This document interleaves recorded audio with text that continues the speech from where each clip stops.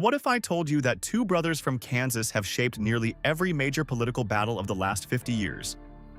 Climate policy, tax cuts, union busting, rolling back regulations. They funded all of it. And today, the venture they once started has been transformed into a $200 billion oil empire. But who are these brothers, and how did they end up controlling America, quite literally? Let's find out. Chapter 1. The Empire, Hiding in Plain Sight. Let's start with some wild facts straight away. Most Americans have never heard of Koch Industries, yet it's the second largest private company in the entire country, generating over $125 billion in annual revenue. That's bigger than Goldman Sachs and IBM. It operates in nearly 60 countries, employs 120,000 people, and touches your life in ways you'd never guess. You've used their products without knowing it. That brawny paper towel? Koch Industries owns Georgia Pacific. Those Dixie cups at the office? Koch. The Stainmaster carpet in your living room? Also Koch. The gasoline refined from Canadian oil sands crude? There's a good chance it passed through their Pine Bend Refinery in Minnesota, which processes about 25% of all that crude entering the United States. But here's what makes Koch Industries truly different from every other massive corporation. It's completely private, without any shareholders or public scrutiny beyond what the law absolutely requires. Charles Koch, the 88-year-old CEO who's run the company since 1967, answers to nobody except himself and his family. And that privacy? It's not accidental but strategic. Because while Koch Industries operates refineries, pipelines, chemical plants, and paper mills, its most important product isn't oil or chemicals or consumer goods. It's political influence, manufactured and distributed through a network so vast and sophisticated that it rivals the official political parties themselves. We're talking about an operation that pledged to spend nearly $900 million during the 2016 election cycle alone, matching the budgets of the Democratic and Republican national committees combined. An empire that's funded think tanks, university programs, grassroots organizations, and lobbying efforts designed to reshape American policy from the ground up. But to understand how the Kochs built this machine, you've got to go back to where it all started. With a brilliant, paranoid chemical engineer who built oil refineries for Stalin and Hitler, then came home convinced that America was on the verge of a communist takeover. Chapter 2. The Father Who Built Refineries for Dictators. Fred Chase Koch graduated from MIT in 1922 with a degree in chemical engineering and a mind wired for innovation. In 1927, he developed a more efficient thermal cracking process for turning crude oil into gasoline, a breakthrough that threatened the monopoly held by the Seven Sisters, the massive oil companies that controlled the industry. And those companies? They were not happy about some upstart engineer cutting into their territory. What followed was a legal onslaught that would define Fred Koch's entire worldview. The major oil companies filed 44 separate lawsuits against him, dragging him through patent battles for over 15 years. He eventually won almost all of them, including one case where victory was initially denied because the presiding judge had literally been bribed by his opponents. Think about what that does to someone's psychology. You invent something brilliant, competitors try to crush you through the courts, judges get bought off, and you spend 15 years fighting just to protect what's rightfully yours. Fred Koch came out of that experience with an unshakable belief that the American legal system was corrupt, that corporate cronyism was the enemy of the entrepreneur, and that justice could be bought by whoever had the deepest pockets. And the Kochs would later prove him right by becoming the buyers themselves. But during those litigation years, Fred Koch couldn't operate in the United States. So he took his technology overseas, to the Soviet Union and Nazi Germany, two places desperate for modern refining capabilities and willing to pay handsomely for them. Between 1929 and 1932, Fred's company Winkler Koch signed contracts worth about $5 million with Stalin's regime to build 15 oil refineries across the Soviet Union. These weren't small projects. They formed the backbone of Soviet energy infrastructure during the first five-year plan. Fred Koch trained Bolshevik engineers, oversaw construction, and watched as his technology powered the industrialization of a communist state. But what he also witnessed horrified him: the brutal purges, the state-sanctioned starvation of peasants. colleagues he'd worked with disappearing overnight, executed for imagined crimes against the revolution. Fred Koch left the Soviet Union with a virulent, lifelong hatred for communism that would shape his politics, and his children's, for decades. Simultaneously, Koch was doing business in Nazi Germany. In 1934, he partnered with William Rhodes Davis, a notorious American Nazi sympathizer, to build the Hamburg oil refinery, which became the third largest refinery serving the Third Reich. This facility produced the high-octane gasoline that fueled the Luftwaffe's fighter planes during World War II. Fred Koch's private letters from this era are genuinely disturbing. In 1938, he wrote that Germany, Italy, and Japan were the only sound countries in the world because they were working and working hard, contrasting them with what he saw as the idleness of New Deal America. He admired the work ethic of fascist regimes while condemning his own country's attempts to help citizens survive the Great Depression. Here's a man who built infrastructure for Stalin and Hitler, came home wealthy, and then spent the rest of his life convinced that America was the real threat to freedom. And when Fred Koch returned to the United States and finally secured his fortune, that paranoia didn't fade. It intensified into something even more extreme. Chapter 3: The Basement Meetings and the Nazi Nanny. By the 1950s, Fred Koch had transformed his company into a successful American oil business. But instead of relaxing and enjoying his wealth, he became obsessed with what he saw as an existential communist threat infiltrating the United States from within. In 1958, Fred became one of the 11 original founding members of the John Birch Society, an ultra-conservative organization so extreme that it accused President Dwight Eisenhower, the general who'd defeated the Nazis, of being a dedicated conscious agent of the communist conspiracy. Let that sink in for a second. Eisenhower, the war hero, was supposedly a secret communist. That's the level of paranoia we're talking about. Fred Koch used his family mansion in Wichita, Kansas, as a hub for Birch Society meetings, holding them in the basement to coordinate strategies against perceived communist infiltration in schools, labor unions, and the federal government. He self-published a 39-page pamphlet titled, "A Businessman Looks at Communism," warning that communists were infiltrating education, media, and government to destroy America from within. But his paranoia went even darker. Fred Koch was particularly obsessed with the Supreme Court's Brown versus Board of Education decision, which he labeled pro-communist. He became a leading figure in the movement to impeach Earl Warren, the Chief Justice who'd presided over school desegregation. And in 1960, Fred wrote that the colored man looms large in the communist plan to take over America, suggesting that the entire civil rights movement was a Soviet subversion operation. This wasn't just fringe belief. This was the ideological foundation Fred Koch instilled in his 4 sons, Frederick, Charles, and twins David and Bill. He constantly warned them that the government was on the verge of a socialist takeover and that their wealth made them targets for collectivists who wanted to redistribute their fortune. But here's where the family story gets genuinely disturbing. Fred Koch's parenting methods were as extreme as his politics. He hired a German governess in the mid-1930s to raise his boys with the right ideas. This nanny was a fervent Nazi sympathizer who used harsh physical discipline and read the children gruesome, violent stories designed to instill absolute obedience. She eventually resigned in 1940 to return to Germany, not because she'd reconsidered her views, but because she wanted to celebrate Hitler's invasion of France. After she left, Fred Koch became the primary disciplinarian, and by all accounts, he ruled the household with an iron fist. He forced his sons to perform grueling manual labor on the family ranches, digging post holes, shoveling manure, working until their hands bled, even though they were heirs to one of the largest fortunes in the country. He wanted them to feel like paupers, believing discomfort would motivate them to build their own success. And when they failed to meet his exacting standards, Fred would beat them with belts and tree branches. This created an environment of pathological competition among the brothers, particularly between the twins David and Bill, who were known for full-scale physical brawls so violent that family employees had to referee them with boxing gloves to prevent serious injury. The Koch brothers didn't just inherit a company. They inherited trauma, paranoia, and a belief that the world was fundamentally hostile.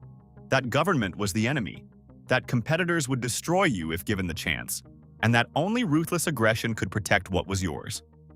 And when Fred Koch died in 1967, leaving the company to his sons, that toxic dynamic exploded into a family war that would last decades. Chapter 4. The Brothers' War. Betrayal, Lawsuits, and Billions. Fred Koch's four sons couldn't have been more different. Frederick, the eldest, was interested in theater, humanities, and the arts. Basically everything his father despised. He wanted nothing to do with running an oil company. Charles, the second son, was a true believer in his father's libertarian ideology, brilliant and calculating, obsessed with free market theory. The twins, David and Bill, both went to MIT and studied engineering, but their personalities clashed violently from childhood. When Fred died in 1967, Charles took over as CEO at just 32 years old. And Charles had a vision. He wanted to transform Koch Industries from a mid-sized oil company into a global conglomerate while simultaneously using its profits to fund a political movement that would reshape America according to libertarian principles. Frederick wanted out immediately. He had zero interest in oil, refineries, or politics. David, who was more easygoing and social, was willing to work with Charles as long as he got his share of the profits and could pursue his own interests: philanthropy, socialite life, supporting the arts. But Bill? Bill thought Charles was an autocrat using company money to bankroll obscure libertarian causes instead of maximizing shareholder returns. The resentment festered until 1980, when Bill attempted a boardroom coup to oust Charles from control. The coup failed spectacularly. Charles had the board's loyalty, and critically, he had the support of their mother, Mary Robinson Koch, whose vote carried significant weight. Bill's rebellion collapsed, and the family was irrevocably fractured. In June 1983, Charles and David bought out Frederick and Bill's stakes in the company for a combined $1.1 billion. Bill received about $470 million. Frederick got around $330 million. Case closed, right? Everyone walks away rich and the family moves on? Well, it didn't come this close. Bill Koch was convinced, obsessed really, that Charles and David had deliberately undervalued the company to cheat him out of what his shares were truly worth. He claimed they'd hidden information about assets like the Pine Bend Refinery that would have driven the price significantly higher.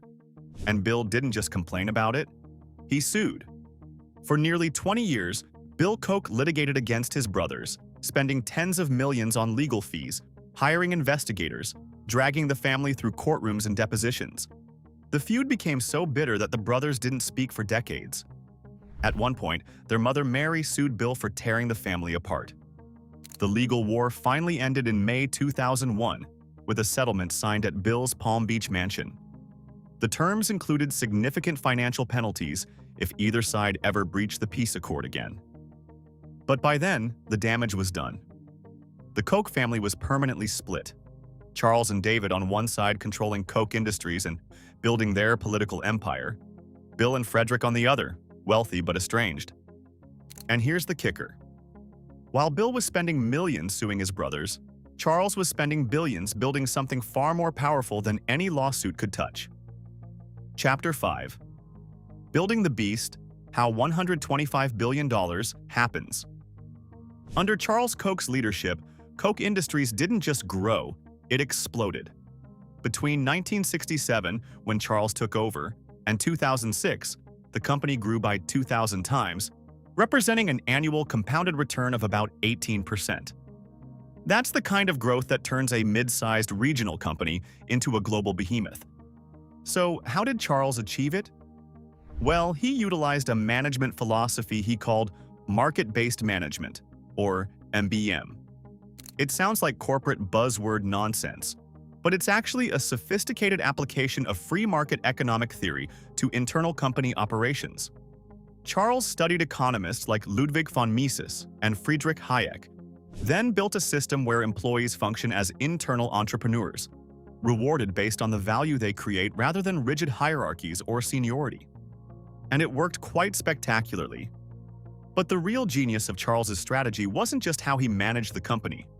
It was his decision to keep Koch Industries completely private. No public shareholders, No quarterly earnings pressure.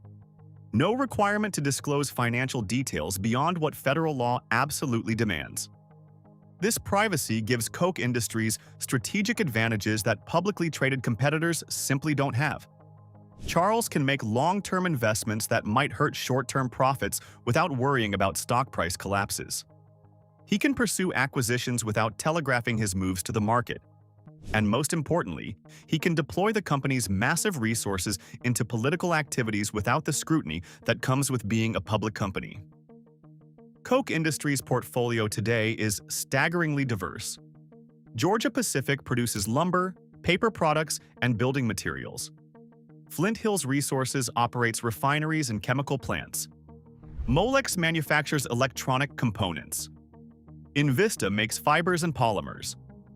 Koch Ag and Energy handles fertilizers and commodity trading. The list goes on and on across nearly 60 countries. The Pine Bend Refinery in Minnesota alone is a critical piece of North American energy infrastructure, processing about 400,000 barrels of crude oil per day. Roughly 25% of all Canadian oil sands crude entering the United States. That single asset generates billions in revenue annually. Koch Industries generates over $125 billion in revenue each year, making it the second largest private company in America after Cargill. The estimated market value, if it were public? Somewhere north of $100 billion, putting it on par with companies like General Motors or FedEx.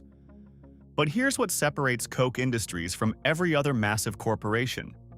Charles Koch views the company not just as a profit-generating machine, but as the financial engine for a political project aimed at fundamentally reshaping American government and society. The profits from refineries, paper mills, and chemical plants don't just enrich the Koch family. They fund a network of think tanks, advocacy groups, university programs, and lobbying operations designed to move libertarian ideas from the fringe to the center of American political life. And that network is unlike anything else in American politics. Chapter 6. The political machine that rivals political parties. If Koch Industries is the engine, the Koch political network is what that engine powers, and it's a machine built to reshape American governance from the ground up. The strategy was developed in the 1970s by Richard Fink, a Koch strategist who created what he called a structure of social change, with 3 distinct phases. First, invest in intellectuals at universities to produce the raw product of ideas through academic research and scholarship. Second, refine those ideas into marketable policies through think tanks like the Cato Institute and the Mercatus Center at George Mason University. Third, deploy citizen groups like Americans for Prosperity to pressure elected officials into implementing those policies through ads, door-to-door canvassing, and direct lobbying. It's a vertically integrated system for manufacturing political change, and it's been absurdly effective. The Cato Institute, co-founded by Charles Koch in 1977, produces libertarian policy research that gets cited in congressional debates and legal briefs. The Mercatus Center, funded heavily by Koch money, has become the most influential source of economic analysis for Republican policymakers. Americans for Prosperity, the grassroots arm, has chapters in nearly every state, running ads, organizing rallies, and mobilizing voters around Koch-approved policies. And then there's the donor network. Twice a year, Charles Koch hosts invitation-only gatherings where ultra-wealthy donors, many of whose identities remain secret, convene to coordinate political spending. These aren't casual fundraisers. They're strategic planning sessions where hundreds of millions of dollars get allocated to specific campaigns, ballot initiatives, and lobbying efforts. In the 2016 election cycle, the Koch network pledged to spend nearly $889 million. That's not a typo. $900 million, rivaling the official budgets of the Democratic and Republican national parties combined. And much of that spending flows through dark money channels, 501c4 organizations that don't have to disclose their donors. Freedom Partners, one such group, acts as a pooled fund, shielding donor identities while distributing tens of millions to other groups in the network. The impact? It's measurable and profound. After a 1991 gathering of climate change skeptics organized by Cato, The Republican Party's position on climate science shifted dramatically. By 2010, Americans for Prosperity was credited with making it political suicide for Republican candidates to support carbon legislation or green energy initiatives. Koch-backed think tanks have attacked environmental regulations, opposed Obamacare, pushed for tax cuts, and funded research questioning climate science. The network has influenced everything from state-level education policy to federal judicial appointments. And here's the truly wild part: it works. In 2017, the Koch network spent over $20 million lobbying for the Tax Cuts and Jobs Act. The return on that investment? An estimated $1 billion to $1.4 billion in annual tax savings for Koch Industries and the Koch family. $20 million spent, over $1 billion saved every single year. That's not just lobbying, that's buying policy wholesale. The Kochs didn't just build a company. They built a machine that turns oil profits into political power, then uses that power to protect and expand those profits in a self-reinforcing cycle that's reshaped American politics over the last 40 years. But while Charles and David were building this empire, they were also dealing with the messy reality of running a massive industrial operation, and that meant environmental disasters, legal settlements, and accusations of systematic lawbreaking. Chapter 7: The Environmental Reckoning Nobody Talks About. Koch Industries' environmental record reads like a case study in what happens when profit maximization meets regulatory resistance. In January 2000, Koch Industries agreed to pay a $30 million civil penalty, the largest ever imposed under federal environmental law at the time, to resolve claims related to more than 300 oil spills from its pipelines and facilities across 6 states. 300 spills. Over 3 million gallons of crude oil leaked into American waterways, rivers, and soil. One spill alone dumped 100,000 gallons of oil into Nueces Bay and Corpus Christi Bay in Texas, creating a 12-mile oil slick that devastated marine life and coastal ecosystems. Another involved illegal dumping of ammonia wastewater in Minnesota that poisoned local water supplies. But the penalties didn't stop the behavior. In 2000, Koch Industries was indicted on 97 counts of environmental crimes at its Corpus Christi refinery, facing potential fines of $350 million. The indictment alleged that company officials had systematically falsified emissions reports to downplay the amount of toxic chemicals, like benzene, a known carcinogen, being released into the atmosphere. Former employees testified that environmental violations weren't accidents, they were policy. Cutting corners on emissions controls saved money, and the fines for getting caught were just another cost of doing business, one that was usually cheaper than actual compliance. But here's where the Koch political machine proved its value. After a change in presidential administration, the Justice Department reached a settlement where Koch Industries paid just $20 million and pleaded guilty to a single count of falsifying documents. 96 other charges vanished. The potential $350 million penalty became $20 million, a 94% discount. Critics argued this outcome demonstrated exactly how political influence translates into regulatory capture.